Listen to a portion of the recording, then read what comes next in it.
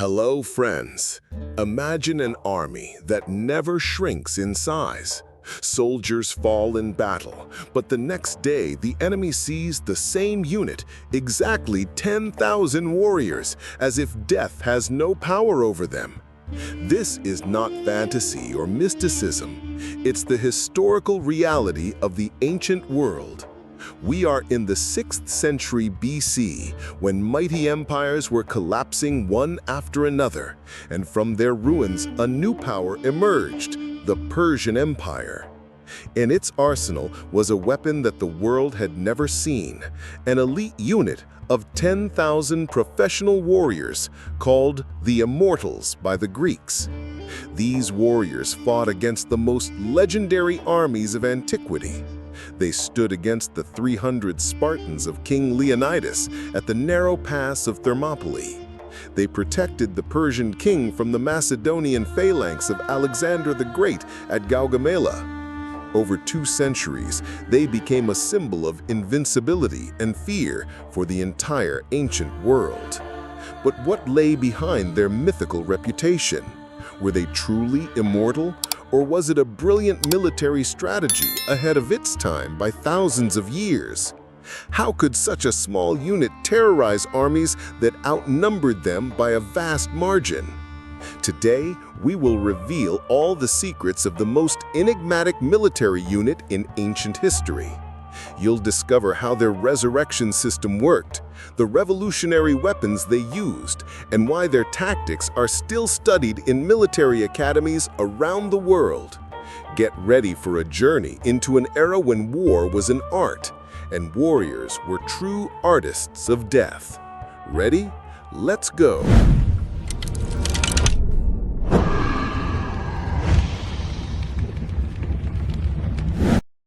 To understand how the Immortals came to be, we need to dive into the world of the mid-5th century BC.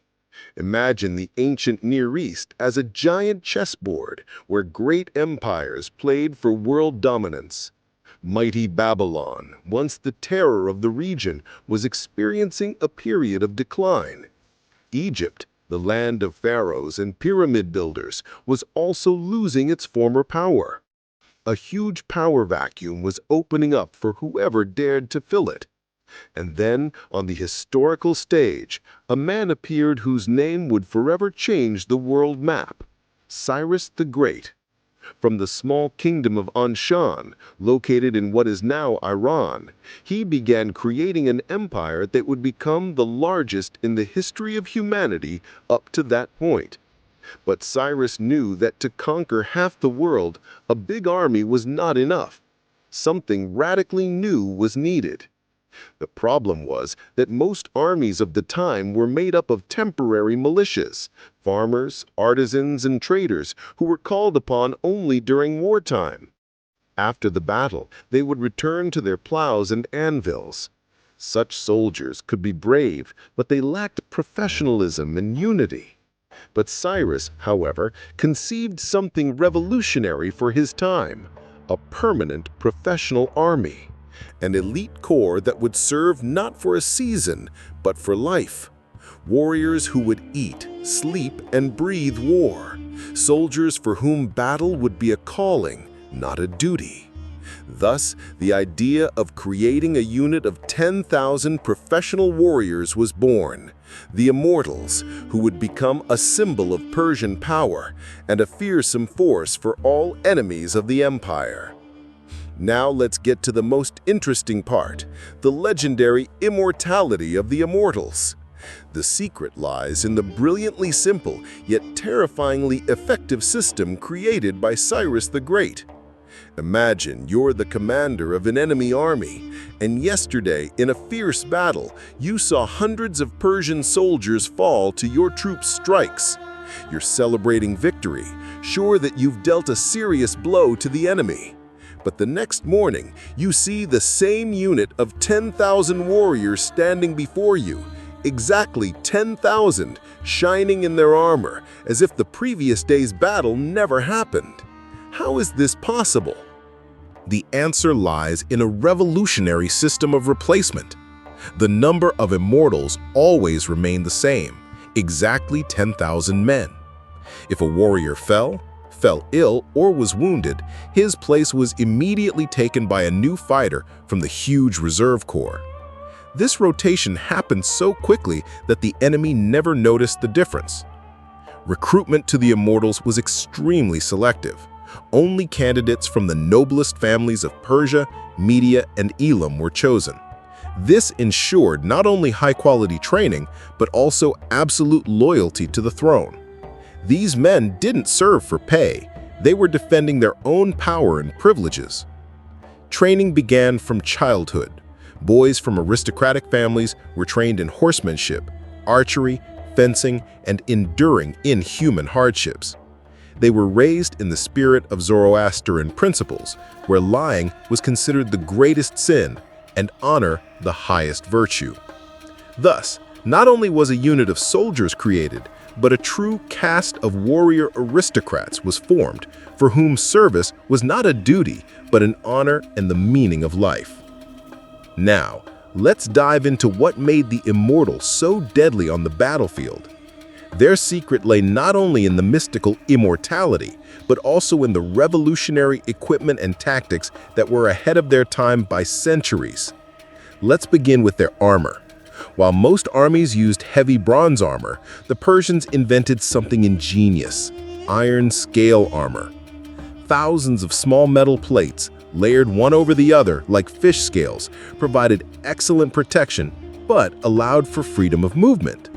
Imagine being able to run, jump, shoot arrows, and still remain protected from most strikes.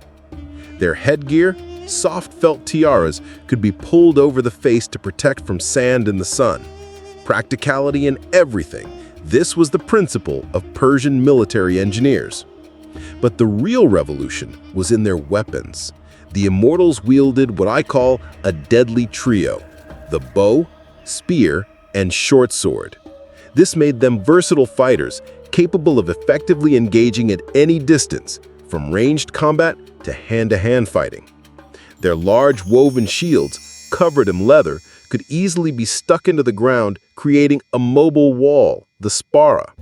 Behind this shield wall, archers could fire with precision, and when the time came for an attack, the shields would rise and the warriors would charge. Such flexibility in tactics was unprecedented. The Greek hoplites, with their heavy spears and bronze shields, could only fight in tight formations. The Immortals, however, could change formations on the fly, adapting to any battlefield situation. Being an Immortal meant more than just serving in the army. It was a ticket to the upper echelons of Persian society. These warriors lived in luxury, which would seem excessive even to modern Hollywood stars. Imagine a warrior's body adorned with golden necklaces, bracelets, and chest plates, glistening in the sun like stars. Their clothes were made from the finest fabrics and decorated with gemstones. But this wasn't just for show. Every element of their gear was a work of art, showcasing the power and wealth of the Persian Empire. During military campaigns, a caravan of luxury followed the Immortals. Hundreds of servants carried gourmet food, no simple soldier rations, but delicacies worthy of a royal feast. Personal servants cared for their weapons and armor, while concubines kept them company during long nights after battles. Inside the Immortals themselves, there was an even more prestigious elite: 1,000 warriors, the personal guard of the king, known as the Apple Bearers. Their spears were tipped with golden pomegranates instead of regular spearheads. These warriors had the honor of being close to the King of Kings and enjoyed special privileges even among the elite. The remaining 9,000 Immortals carried silver pomegranates on their spears, further emphasizing their high status compared to regular soldiers. This luxury served an important strategic purpose. It was the most powerful motivator. Every Persian youth dreamed of the honor of becoming an Immortal. At the same time, it was a public demonstration of the empire's strength. If even the soldiers lived like royalty, how powerful must be their ruler? Who do you think would win, the Immortals versus Roman legionaries? Leave your answer in the comments. And if you enjoyed this video, Please support us with a subscription and a like. See you in the next videos.